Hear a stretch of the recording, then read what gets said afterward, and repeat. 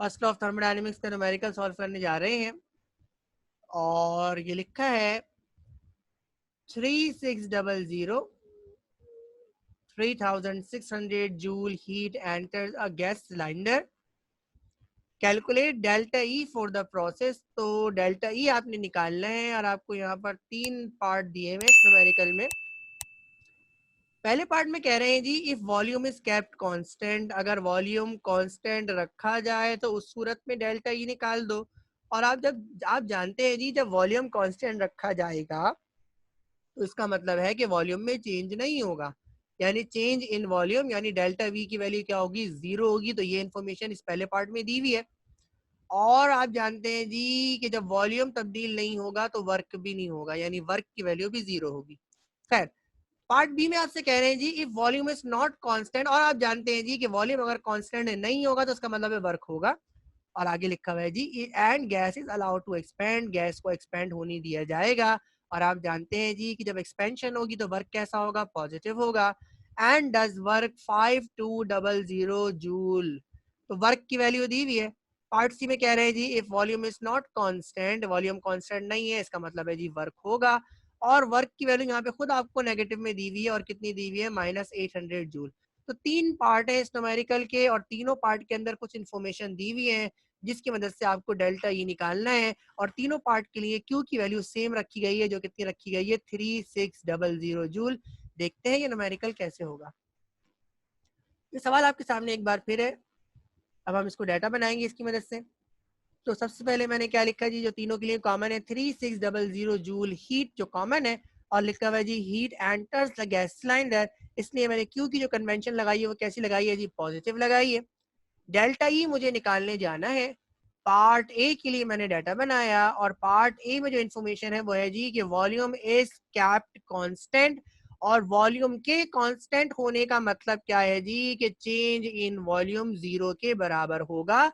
Volume constant होने का मतलब ये है जी कि V1 और V2 दोनों बराबर हैं। मैंने माना कि जी दोनों V के बराबर हैं, तो V2 माइनस V1 अगर दोनों की जगह मैं V रख दूंगा तो जवाब मेरे पास क्या आ जाएगा, V माइनस V जीरो आ जाएगा। तो चेंज इन वॉल्यूम किसके बराबर है, V जीरो के बराबर है। पार्ट ए सॉल्व करने जा रहा हूं। मैंने लिखा finding delta E. First of thermodynamics का मैंने फॉर्मूला लगाया, डेल्टा ई बराबर है Q माइनस डब्ल्यू।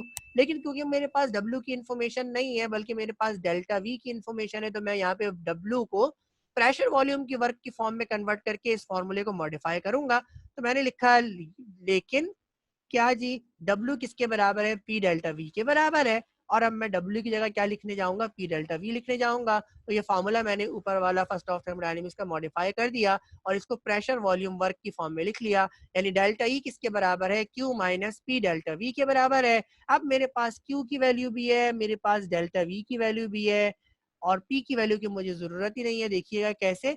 तो मैं ये वैल्यूज पुट करने जा रहा हूँ। मैंने वैल्यूज को पुट किया, क्यू की जगह मैंने लिखा 3600 जो मुझे दी हुई थी। डेल्टा वी की वैल्यू मुझे इन्फॉर्मेशन से पता लगी है जी कि वॉल्यूम इज कांस्टेंट, तो डेल्टा वी की वैल्यू मैंने पुट कर दी। और पी को जब मैं जीरो से मल्टीप्लाई करूंगा तो जवाब क्या आ जाएगा, जीरो आ जाएगा। 3600 में से मैंने जीरो निकाला, जवाब कितना आ गया, 3600 जूल।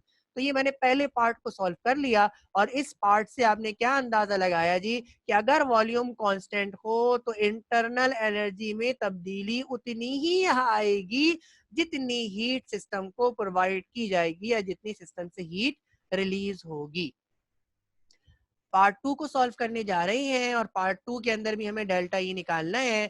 और इसके हिसाब से मैं डाटा बनाने जा रहा हूँ। और डाटा में क्या लिखा हुआ है जी कि gas is allowed to expand and does work 5200 joule heat.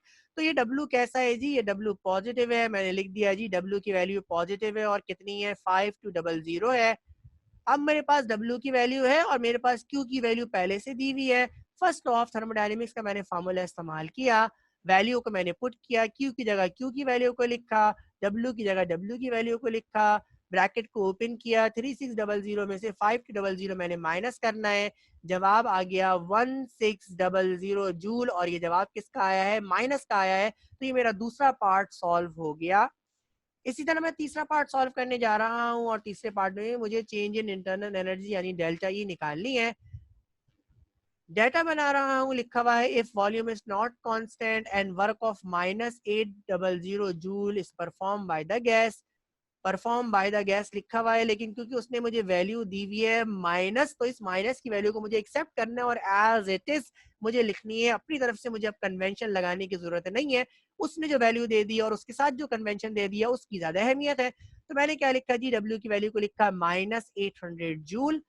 अब मेरे पास W की वैल्यू भी है, मेरे पास Q की वैल्यू भी है। फर्स्ट ऑफ थर्मोडायनेमिक्स का फार्मूला मैंने इस्तेमाल किया, Q की जगह Q की वैल्यू को लिखा, W की वैल्यू को मैंने एहतियात से लिखा जी, ये फार्मूले का माइनस है, ये वैल्यू का माइनस है। अगली बार मैंने क्या किया, इस माइनस को माइनस से मल्टीप्लाई किया, जवाब क्या आ गया, पॉजिटिव आ गया। 3600 में 800 को प्लस किया, जवाब आ रहा है 4400 जूल। तो ये मेरी तीसरा जो प्रोसेस है जी, उसकी चेंज इन इंटरनल एनर्जी पता लग गई। तो ये सिंपल सा न्यूमेरिकल था, लेकिन आपने यहाँ पे क्या बात सीखी, यहाँ जो खास बात आपने सीखी वो ये सीखी जी कि अगर वॉल्यूम कांस्टेंट रहेगा तो इसका मतलब है चेंज इन वॉल्यूम 0 के बराबर होगा, और अगर चेंज इन वॉल्यूम 0 के बराबर होगा तो इसका मतलब है वर्क भी 0 के बराबर होगा। और ऐसी सूरत के अंदर जो इंटरनल एनर्जी में तब्दीली आएगी वो किसके बराबर होगी जी, वो Q के बराबर होगी, यानी हीट ही के बराबर होगी। और बाकी दो न्यूमेरिकल के अंदर आपने वर्क की वैल्यू देखी, किस बात का ख्याल रखना है, आपने W और Q की कन्वेंशन का ख्याल रखना है।